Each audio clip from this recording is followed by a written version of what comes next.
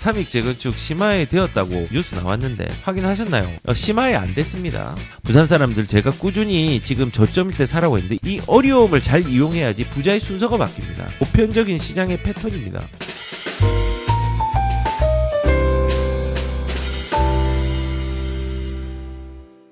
얼마 전에 저번 주에 월요일 날 4월 7일 날 실시간 라이브 도중에 그 언급된 사항이 있는데 제가 넘어갔더라고요.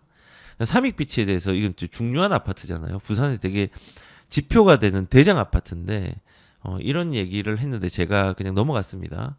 근데 뭐 그 호동님이라는 분이 삼익 재건축 심화에 되었다고 뉴스 나왔는데 확인하셨나요? 라고 이제 부산 사람이 얘기를 했습니다. 근데 이때 확인했었는데 제가 이 채팅을 못 봤어요. 채팅을 못 봤는데 심화에 안 됐습니다.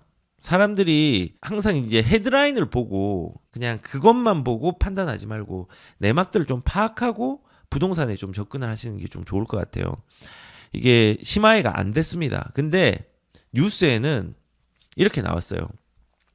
분담금 폭탄에 부산 삼익비치 99층 재건축이 무산되었다.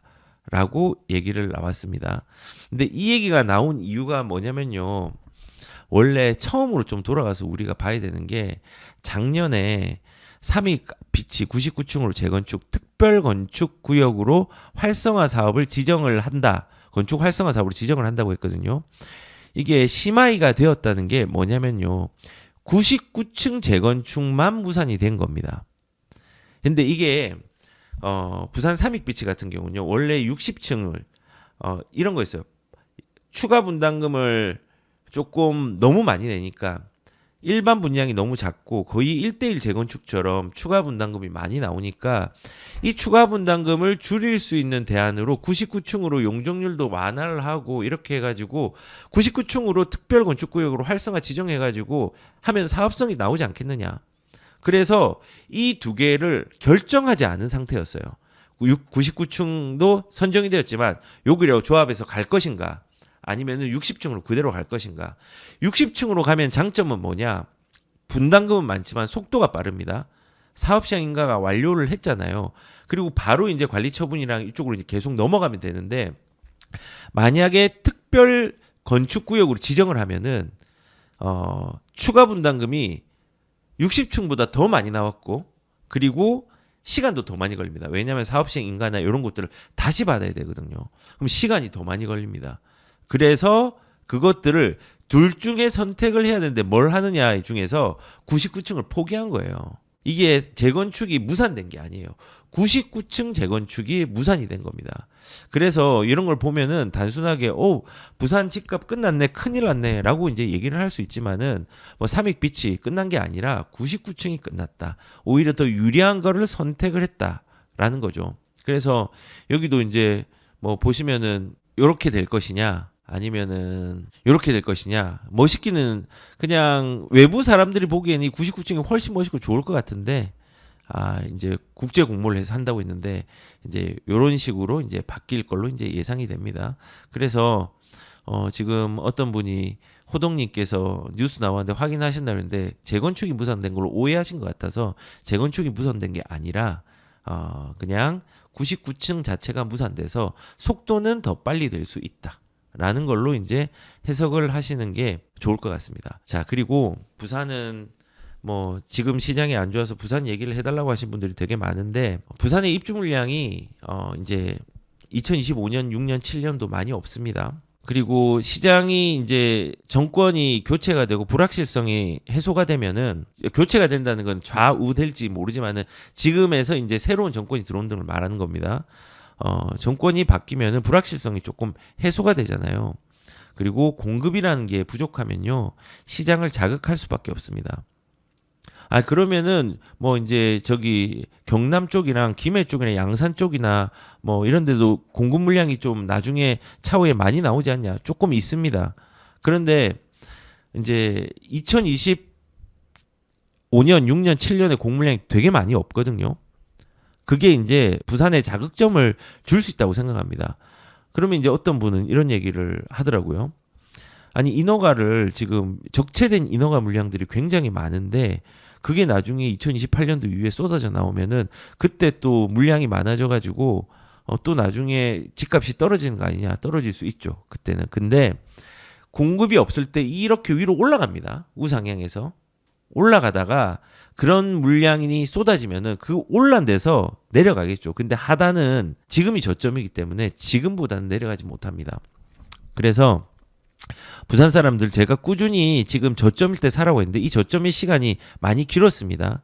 근데 이게 1년이 되든 2년이 되든 쌀 때 여유로울 때 사는 게 되게 중요합니다.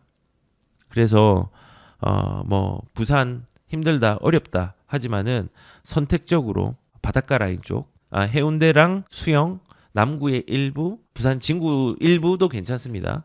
그리고 동래구 뭐 이런 지역들은 지금 선별적으로 들어가셔도 아주 좋은 타이밍이다라고 이제 저는 생각을 하고 있습니다.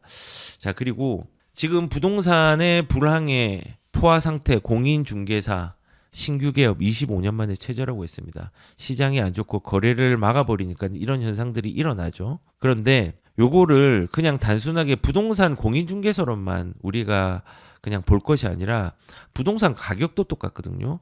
부동산 가격도 공급이 많아지고 시장이 포화되는 거잖아요. 예, 시장이 포화되는 거, 공급이 많아지고 시기가 안 좋으면 불황이잖아요. 그러면 가격이 자동적으로 줄어듭니다. 신규 개업자가 줄어들었잖아요.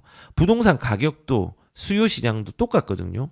그리고 부동산의 공급이 줄어들면 시장이 축소되는 거죠. 시장이 축소되는 거. 그리고 시기가 좋아지면 호황이 되는 거죠. 그러면 가격이 올라간다. 이게 공인중개사도 나중에 지금 최저라고 하지만 이 최저는 영원하진 않을 거예요. 호황이 오면은 이게 다시 최다로 바뀔 수도 있어요. 골이 깊은 만큼. 그래서 우리가 이런 불황과 호황에 대한 것들이 주기적으로 찾아옵니다. 그 찾아오는 것들을 잘 해석해서 너무 이 어려우신 분들은 저도 어려운 게 지금 있거든요. 어려운 분들한테 죄송한 말이지만요. 이 어려움을 잘 이용해야지 부자의 순서가 바뀝니다. 자산의 순서가 바뀝니다. 자산을 지킬 수 있습니다. 그래서 단순하게 겁만 먹지 말고 이런 상황들을 잘 활용하십시오. 보편적인 시장의 패턴입니다. 부동산 시장의 보편적인 패턴은요. 지금 부동산 시장에 악화가 되죠. 악화된 연도를 다 적어놨습니다. 악화가 되죠. 악화가 되면은 이 악화가 됐네. 완화 정책을 펼칩니다. 공급 정책과 세제와 대출과 거래에 대한 부분들을. 그러면은 이거를 펼침에도 불구하고 아직까지 선제적으로 사람들이 나가는 그 거래를 하려고 하는 사람이 없으면요. 이 부동산 하락에 대한 공포 때문에 가격들이 그렇게 움직이지 않고 그리고 특히 이 완화 정책을 하고 거래가 만약에 된다고 하면은 어떤 현상이에요? 급매들이 먼저 소진이 됩니다. 빠르게 소진이 되고 그 소진된 부분들이 있은 다음에 가격들이 조금씩 올라가거든요. 그러면서 급매들 소진되고 거래량이 회복되면은 다시 부동산 시장이 화랑이 됩니다. 이 연도들 좀 참고하십시오. 근데 화랑이 되는데 이 화랑이 된 게 영원하냐? 영원하지 않습니다. 그러다가 결국은 또 악화가 되겠죠. 이게 반복이 됩니다. 그런데 이게 반복이 되면서 가격은 이런 식으로 올라갑니다. 이런 식으로. 우상향을 하는 거죠. 이 인플레이션이 일어난다는 거죠. 그래서 방금 봤던 것처럼 부동산 불황인데 포화 상태, 공인중개사 신규 개업 25면 최저, 지금 시장 안 좋다는 거죠. 그러면은 지금 서울의 일부 지역을 제외하고는 부동산 공인중개사들 겁먹어서 못합니다. 우리가 신규로 우리가 집을 사기 위해서 들어오는 진입할 수 있는 신규 신입사원 같은 매수자들은 거의 지금 들어오기 되게 힘들겠지만은 이거를 거꾸로 이런 주기들이 있다는 것들을 아시고 조금 활용했으면 좋겠습니다. 말해도 듣지 않는 분들이 많겠지만요. 한 분이라도 이 시장을 활용해서 내가 조금이라도 더 자산을 잘 유지해서 은퇴를 준비할 수 있는 밑바탕을 많이 만들었으면 좋겠습니다.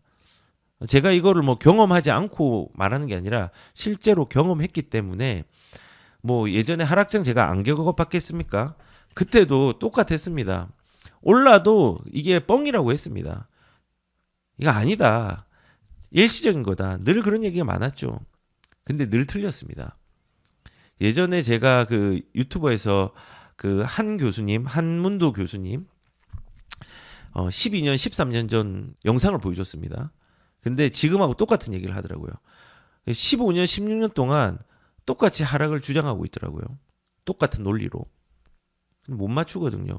결국은 그때 집 사지 말라고 했는데 그때 집 샀으면 2012년도 그때 영상 보여드렸는데 그때 집 샀으면 지금 우리가 자산을 얼마나 잘 지키고 있었겠습니까? 그래서 우리가 여론에 휩싸일 수 있습니다. 여론이라는 것들은 우리를 휩싸이게 만듭니다. 그런데 그 여론의 휩싸임으로 내 재산과 실질적 재산에 나쁜 영향을 미치지는 않았으면 좋겠습니다. 좋은 방향으로 활용을 했으면 좋겠습니다. 그래서 이 도는 시장들 있다는 것들 말씀을 좀 드립니다. 자, 그리고 지금 정치적으로도 그렇고 부동산 시장적으로도 그렇고 그 어떤 거 하나가 우리 마음을 편하게 하진 못하죠. 그런데 특히 이제 부동산 같은 경우는요. 저는 개인적으로 자산을 불리려고 하면은 중요한 것은 돈 자체가 아니라 시간 그 자체에 우리가 집중을 해야 된다고 생각을 합니다.